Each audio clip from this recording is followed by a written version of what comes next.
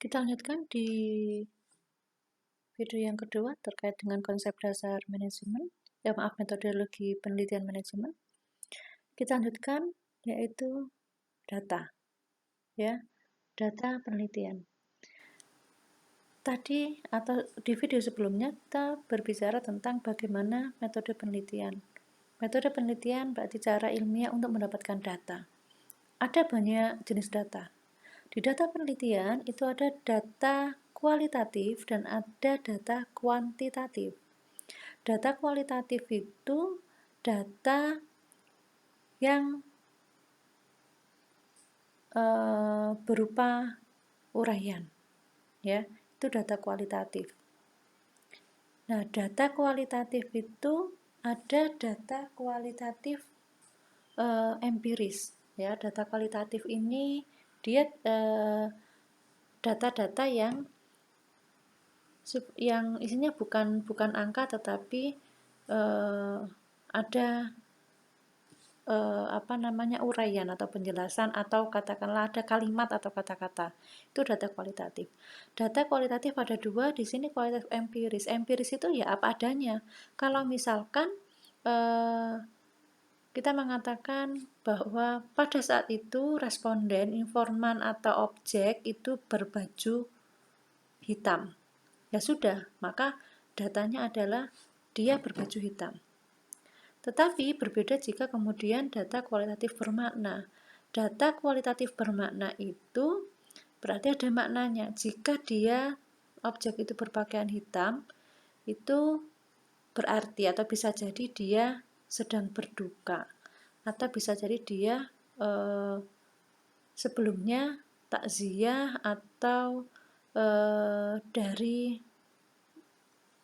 acara menghadiri pemakaman dan sebagainya. Itu data kualitatif bermakna. Tapi kalau empiris tidak ada maknanya, hanya dia berbaju merah, dia berbaju putih, seperti itu saja. Yang kedua adalah data kuantitatif. Kuantitatif ini data yang sifatnya atau berupa angka, atau data kuantitatif ini adalah data kualitatif, tadi seperti yang saya katakan tadi, ada objek penelitian berbaju putih, berbaju merah, itu dikuantitatifkan, bisa. Jadi misalkan kalau berbaju merah itu dikasih angka 1, baju putih dikasih angka 2, dan seterusnya. Itu kuantitatif. Nah, data kuantitatif itu ada yang mengatakan ada 2 jenis, ada yang mengatakan langsung 4, data. Yang pertama adalah data diskrit. Data diskrit itu berarti ada yang mengatakan ini termasuk data nominal. Berarti langsung di sini datanya berupa yang hasil dari perhitungan. Ini biasanya berupa angka nominal, misalnya rupiah sekian, atau datanya 300 berapa, 105, dan seterusnya. Data diskrit. Yang berbeda lagi jika data itu adalah kontinum. Data kontinum itu bukan hasil dari sebuah perhitungan. Di sini ada 3 jenisnya, ada ordinal, interval, dan rasio. Apa bedanya? Di data ordinal itu adalah data yang kategorinya, jadi dia mengkategorikan itu dengan jarak yang tidak sama. Misalkan seorang dikatakan juara 1 atau ranking 1 jika IPK-nya antara 3,85 sampai 4. Nah, kalau kemudian dia ranking 2 atau dikatakan juara 2 jika dia nilai IPK-nya, kalau tadi kan 3,85 sampai 4, di sini ini kan jaraknya berapa, 15. Di sini jaraknya bukan 15, misalkan harusnya 3,70. Nah, di sini juara 2 jika 3,5 sampai 3,85. Maka jaraknya berbeda. Ini adalah data ordinal. Nah, yang kedua berbeda lagi jika kemudian data interval. Data interval jaraknya sama. Artinya gini, misalkan di interval itu ada biasanya yang dari datanya kualitatif dikuantitatifkan. Sama itu misalkan gini, yang dikasih nilai angka 1 jika pernyataannya sangat tidak setuju. Dikasih angka 2 jika pernyataannya adalah tidak setuju. Nah, ini jaraknya sama, tidak ada jarak yang berbeda, ya. Jadi sama, langsung kalau satu kedua kan jaraknya 1, 2 ketiga jaraknya kan 1.